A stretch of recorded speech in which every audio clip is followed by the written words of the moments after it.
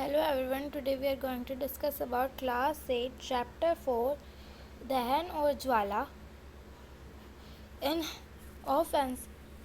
the NCERT class 8।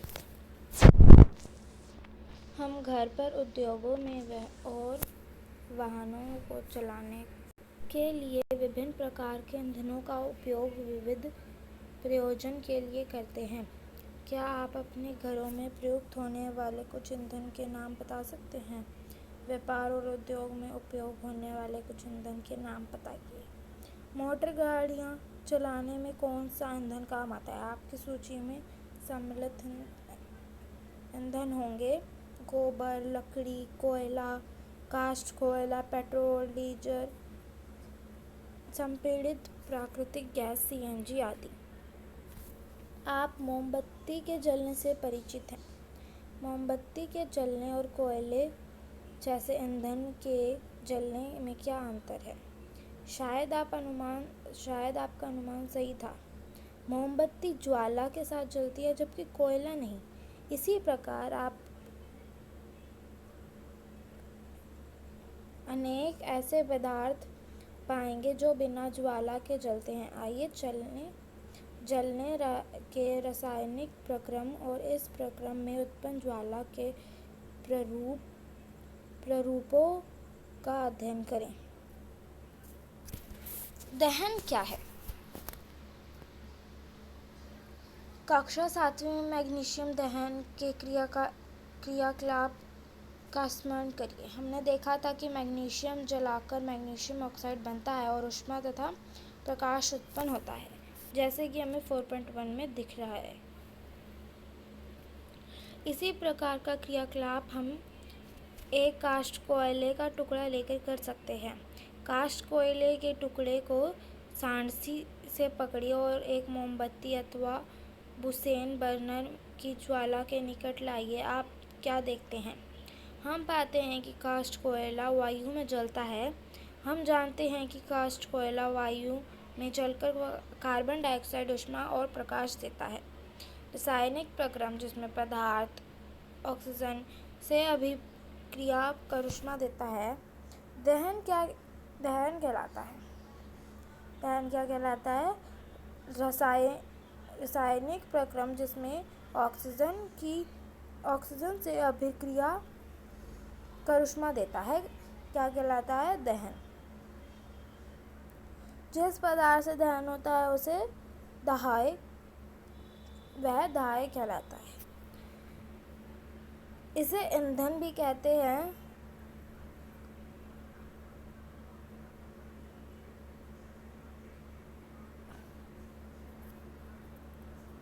ईंधन ठोस, द्रव या गैस हो सकता है। कभी कभी दहन के समय ज्वाला के रूप में अथवा एक लौ की रूप में प्रकाश उत्पन्न होती है। इसे ईंधन भी कहते हैं। ईंधन ठोस, द्रव या गैस हो सकता है। कभी कभी दहन के समय ज्वाला के रूप में अथवा एक लौ के रूप में भी उत्पन्न होता है। ऊपर दी गई अभिक्रियाओं में मैग्नीशियम और काष्ठ कोयला दाह्य पदार्थ है। हमें बताया था कि भोजन हमारे शरीर के लिए ईंधन है। ठीक है, तो हमारे शरीर में भोजन ऑक्सीजन से अभिक्रिया कर अपघटित होता है और ऊष्मा उत्पन्न होती है। यह हमने कक्षा 7वीं में सीखा था। क्रियाकलाप 4.1 स्ट्रॉ, माचिस की तीलियां, मिट्टी का तेल, कागज, लोहे की कीलें, पत्थर के टुकड़े, शीशा आदि कुछ पदार्थ इकट्ठे करिए। अपने शिक्षक की देख रेख में इन पदार्थों को एक एक करके जलाइए। यदि पदार्थ जलता है तो इसे दाह्य दिखाइए, अन्यथा उसे अदाह्य दिखाइए। अब ये सारे पदार्थ हैं: लकड़ी, कागज, लोहे की कील, मिट्टी का तेल, पत्थर का टुकड़ा, स्ट्रॉ, काष्ठ कोयला, माचिस की तीली, कांच। फिर आता है अगला। क्या आप कुछ और पदार्थ के नाम बता सकते हैं जो दाह्य है? आप इन्हें सरणी 4.1 में जोड़ सकते हैं। आइए उन परिस्थितियों का पता लगाइए जिनमें दहन होता है। 4.2 सावधानी। जलती मोमबत्ती को पकड़ते समय सावधानी रखिए। एक जलती मोमबत्ती को मेज के ऊपर रखिए। कांच की चिमनी को मोमबत्ती के ऊपर लकड़ी के 2 गुटकों की सहायता से इस प्रकार रखिए। दहन के लिए वायु आवश्यक है प्रदर्शित करने हेतु। वायु में चिमनी में प्रवेश होता रहे। देखिए ज्वाला को क्या होता है। अब लकड़ी के गुटके हटा कर चिमनी को मेज पर टिका दीजिए। पुनः ज्वाला को देखिए। अंत में कांच की प्लेट चिमनी के ऊपर रख दीजिए। ज्वाला को पुनः देखिए। तीनों स्थितियों में क्या है। क्या ज्वाला कंपन करती हुई बुझ जाती है? क्या यह कंपन करती हुई और धुआं देती है? क्या यह अप्रभावित चलती रहती है? क्या आप दहन प्रक्रम में वायु की भूमिका के बारे में कुछ निष्कर्ष निकाल सकते हैं? हम पाते हैं कि दहन के लिए वायु आवश्यक है। अवस्था ए, मोमबत्ती निबात के रूप में जलती है जबकि वायु चिमनी में नीचे से प्रवेश कर सकती थी। अवस्था बी, मैं जब चिमनी के नीचे से प्रवेश नहीं कर पाती तो ज्वाला में कंपन होता है और धुआं उत्पन्न होता है। अथवा सी, में ज्वाला बुझ जाती है क्योंकि वायु उपलब्ध नहीं हो पाती। हमने पढ़ा कि सूर्य अपनी ऊष्मा का प्रकाश स्वयं उत्पन्न करता है। क्या यह भी एक प्रकार का दहन है? सूर्य में ऊष्मा और प्रकाश नाभिकीय अभिक्रियाओं द्वारा उत्पन्न होते हैं। आप इस प्रक्रम के बारे में आगे चलकर पढ़ेंगे। क्रियाकलाप 4.3, एक लकड़ी या लकड़ी के कोयले का जलता हुआ टुकड़ा लोहे के प्लेट या तवे पर रखिए।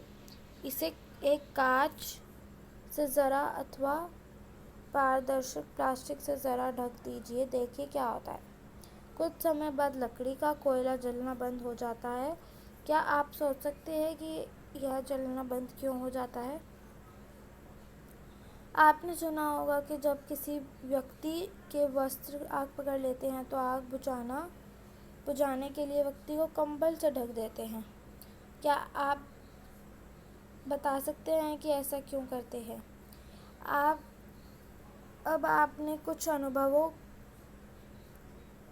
को स्मरण करिए। क्या एक माचिस की तीली अपने आप जल उठती है? यह किसी प्रकार जलाई जाती है। आपको कागज के टुकड़े को जलाने का अनुभव अवश्य होगा।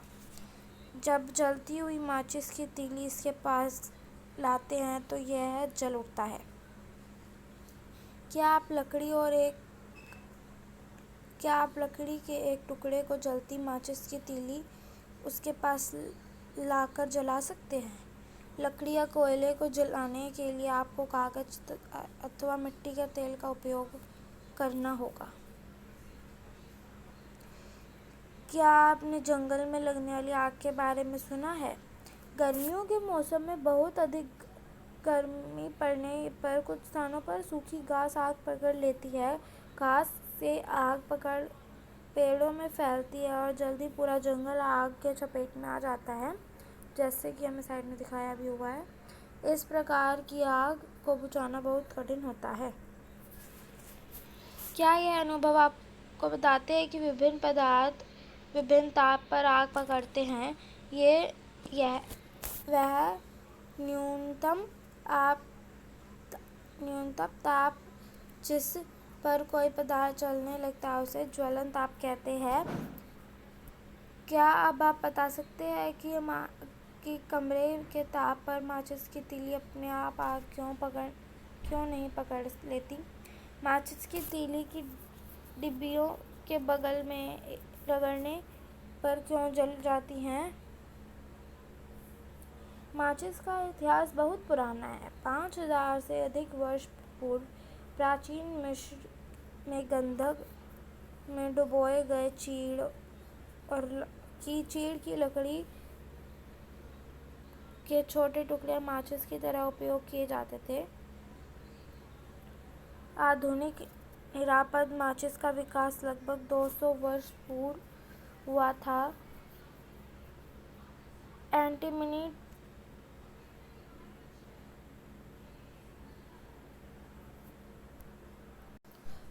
ट्राइसल्फाइड, पोटेशियम क्लोरेट और श्वेत फास्फोरस का मिश्रण कुछ गोंद और स्टार्च के साथ मिलाकर उचित लकड़ी से बनी माचिस की तीली के सिर पर लगाया जाता था। जब इसे किसी खुरदरी सतह से रगड़ा जाता था तो ये घर्षण की ऊष्मा के कारण श्वेत फास्फोरस प्रज्वलित हो उठता था। इससे माचिस की तीली का दहन प्रारंभ हो जाता था, परंतु श्वेत फास्फोरस माचिस उद्योग में काम करने वाले और माचिस का उपयोग करने वालों दोनों के लिए खतरनाक सिद्ध हुआ। आजकल निरापद माचिस के सिरे पर केवल एंटीमनी ट्राइसल्फाइड और पोटेशियम क्लोरेट लगा रहता है। रगड़ने वाली सतह पर चूर्णित कांच और थोड़ा सा लाल फास्फोरस लगाते हैं, जो कम खतरनाक होता है। जब माचिस की तीली को खुरदरी सतह पर रगड़ा जाता है तो कुछ लाल फास्फोरस श्वेत फास्फोरस में परिवर्तित हो जाता है। परंतु माचिस की तीली के सिरे पर लगे पोटेशियम क्लोरेट से अभिक्रिया कर पर्याप्त ऊष्मा उत्पन्न कर देता है, जिससे एंटीमनी ट्राइसल्फाइड का दहन प्रारंभ हो जाता है। हमने पाया कि दाह्य पदार्थ तब तक आग नहीं पकड़ सकते या जल नहीं सकते जब तक कि उनका ताप उसके ज्वलन ताप से कम रहता है। क्या आपने कभी भोजन पकाने वाले तेल को आग पकड़ते देखा है, जबकि तेल वाले बर्तन लंबे समय तक जलते हुए स्टोव पर रखा रहता है? कमरे के ताप पर मिट्टी का तेल और लकड़ी अपने आप आग पकड़ते नहीं देखा, परंतु यदि मिट्टी का तेल थोड़ा गर्म कर दे और वह आग पकड़ लेता है। क्या इसका ज्वलन ताप लकड़ी के ज्वलन ताप से कम है? क्या इसका अर्थ है कि मिट्टी के तेल के रखने में हमें विशेष सावधानी बरतनी होगी? निम्नलिखित क्रियाकलाप प्रदर्शित करते हैं कि किसी पदार्थ के दहन के लिए उसका ताप उसके ज्वलन ताप तक पहुंचना आवश्यक है। कागज के 2 कप तैयार करिए। इनमें से एक कप में 500 ml पानी डालिए। दोनों कपों में अलग अलग मोमबत्ती द्वारा गर्म करिए। क्या आप क्या देखते हैं? कागज का खाली कप का क्या होता है? जलयुक्त कागज के कप का क्या होता है? क्या इस कप का जल गर्म हो जाता है? यदि हम कप को गर्म करना जारी रखें तो हम कागज के कप में भी जल को उबाल सकते हैं। क्या आप इस परिघटना का कोई स्पष्टीकरण सोच सकते हैं? कागज के कप में 2 की दी जाने वाली ऊष्मा चालन द्वारा जल में चली जाती है, अतः जल की उपस्थिति में ताप कागज के ज्वलन ताप तक नहीं पहुंच पाता, इसलिए वह जलता है। जिन पदार्थों का ज्वलन ताप बहुत कम होता है और जो ज्वाला के साथ सरलतापूर्वक आग नहीं पकड़ते उसे ज्वलनशील पदार्थ कहलाते हैं। ज्वलनशील पदार्थ के उदाहरण हैं पेट्रोलियम, अल्कोहल, द्रवित पेट्रोलियम गैस, एलपीजी आदि। क्या आप कुछ और ज्वलनशील पदार्थों की सूची बना सकते हैं? हम आग पर नियंत्रण कैसे पा सकते हैं? आपने घरों, दुकानों और कारखानों में आग लगते देखा या सुना होगा। यदि आपने इस प्रकार की कोई दुर्घटना देखी है तो उसका संक्षिप्त विवरण अपनी नोटबुक में लिखिए। यह अनुभव अपने कक्षा के साथियों के साथ भी बांटिए। अपने क्षेत्र की अग्नि सेवा के टेलीफोन नंबर का पता लगाइए। यदि आपके या आपके पड़ोसी के घर में आग लग जाती है तो सबसे पहले अग्निशमन सेवा को सूचित करिए। यह ज़रूरी है कि हम सबको अग्निशमन सेवा के टेलीफोन नंबर की जानकारी होनी चाहिए। क्या आपके शहर, नगर में फायर ब्रिगेड स्टेशन है? जब फायर ब्रिगेड आती है तो वह क्या करती है? वह आग पर जल डालती है। जल ज्वलनशील पदार्थों को ठंडा करता है जिससे उनके ज्वलन ताप से कम हो जाता है। ऐसा करने से आग का फैलना रुक जाता है। जल वाष्प ज्वलनशील पदार्थ को घेर लेता है जिससे वायु की आपूर्ति बंद हो जाती है और आग बुझ जाती है। आपने पढ़ा है कि आग उत्पन्न करने के लिए 3 आवश्यकताएं होती हैं। क्या आप इन आवश्यकताओं की सूची बना सकते हैं? ये आवश्यकताएं हैं ईंधन, वायु और ऊष्मा। ईंधन, वायु, ऑक्सीजन आपूर्ति हेतु और ऊष्मा। ईंधन का ताप उसके ज्वलन ताप से अधिक करने हेतु इनमें से एक या अधिक आवश्यकताएं को हटाकर आग को नियंत्रण किया जा सकता है। आग बुझाने वाले का कार्य वायु का प्रवाह काटना या ईंधन का ताप कम करना या दोनों होते हैं। ध्यान दीजिए कि अधिकांश स्थितियों में ईंधन को हटाया नहीं जा सकता। उदाहरण के लिए यदि किसी भवन में आग लगती है तो संपूर्ण भवन ही ईंधन होता है। जल सबसे अधिक प्रचलित अग्निशामक है, परंतु जल तभी कार्य कर पाता है जब लकड़ी और कागज जैसी वस्तुओं में आग लगती है। यदि विद्युत उपकरण में आग लगती है तो जल विद्युत का चालन कर सकता है और आग बुझाने वालों को हानि हो सकती है। तेल और पेट्रोल में आग लगी आग बुझाने हेतु भी जल का उपयोग उचित नहीं है। क्या आपको याद है कि जल तेल से भारी होता है,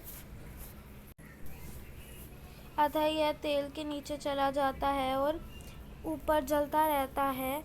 विद्युत उपकरण और पेट्रोल जैसे ज्वलनशील पदार्थों में लगी आग के लिए कार्बन डाइऑक्साइड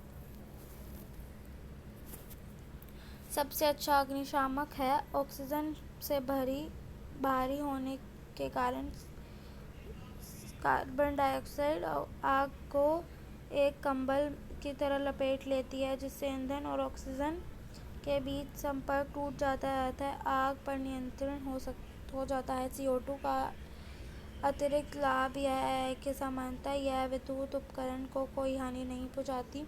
हमें कार्बन डाइऑक्साइड की आपूर्ति कहाँ से मिलती है? उच्च ताप पर यह द्रव के रूप में सिलेंडरों में भरी जा सकती है। एलपीजी किस रूप में सिलेंडरों में रखी जाती है? सिलेंडर से छोड़े जाने पर CO2 बहुत अधिक फैलती है और ठंडी हो जाती है। अतः यह न केवल आग के चारों ओर से घेर लेती है बल्कि ईंधन के ताप को भी नीचे ले आती है। इसलिए यह अति उत्तम अग्निशामक है। CO2 प्राप्त करने का एक दूसरा तरीका है सोडियम बाइकार्बोनेट, बेकिंग सोडा या पोटेशियम बाइकार्बोनेट जैसे रसायनों के पाउडर का भारी मात्रा में छिड़काव है। आग के निकट इन ईंधनों इन पदार्थों से बहुत सी कार्बन डाइऑक्साइड गैस निकलती है जो आग बुझा देती है। दहन के प्रकार। एक जलती हुई माचिस की तीली अथवा गैस लाइटर को रसोई में गैस स्टोव से निकट लाइए। सावधानी, स्वयं गैस का स्टोव प्रयोग न कीजिए। अपने माता पिता को सहायता के लिए कहिए। गैस स्टोव की घुंडी नाप घुमाकर गैस चालू कर दीजिए। क्या आप देखते हैं हम पाते हैं कि गैस तेजी से जलने लगती है और तथा ऊष्मा और प्रकाश उत्पन्न करती है। इस प्रकार दहन तीव्र दहन कहलाती है। फास्फोरस जैसे कुछ पदार्थ हमें जो कमरे के ताप पर वायु में जल उठते हैं। इस प्रकार का दहन जिसमें पदार्थ बिना किसी प्रत्यक्ष कारण अचानक लपटों के साथ उठता है, स्वतः दहन कहलाता है। कोयले की खानों में कोयले की धूल के स्वतः दहन से कई बार खतरनाक अग्निकांड हो चुके हैं। जंगल के स्वतः अग्निकांड कभी अधिक गर्मी के कारण होते हैं, कभी प्रकाश से बिजली गिरने के कारण होते हैं, परंतु जंगल में आग अधिकतर मनुष्य की लापरवाही से लगती है। जंगल में यदि आप पिकनिक अथवा शिविर में जाते हैं तो कैंप फायर का आयोजन करते हैं तो स्थान छोड़ने से पूर्व आग को पूर्णतः बुझाना अवश्य याद रखिए। हम त्योहारों पर अक्सर आतिशबाजी करते हैं। जब पटाखे को जलाते हैं तो आकस्मिक अभिक्रिया होने से ऊष्मा, प्रकाश और ध्वनि पैदा होती है। अभिक्रिया में बनी गैस बड़ी मात्रा में निकलती है। इस प्रकार की अभिक्रिया विस्फोट कहलाती है। पटाखे पर दाब डालने पर भी विस्फोट होता है। ज्वाला। एलपीजी ज्वाला का परीक्षण करिए। क्या आप ज्वाला का रंग बता सकते हैं? मोमबत्ती की ज्वाला का रंग कैसा होता है? कक्षा 7वीं में मैग्नीशियम रिबन को जलाने पर अपने अनुभव को याद करिए। यदि आपको सारणी की शेष वस्तुओं को जलाने का अनुभव नहीं है तो आप उन्हें अब कर सकते हैं। अपने प्रेषण रिकॉर्ड करिए और सारणी में लिखिए कि पदार्थ ज्वाला देता है या नहीं। एक मोमबत्ती जलाइए। एक कांच की 4 से 5 सेंटीमीटर पतली नली को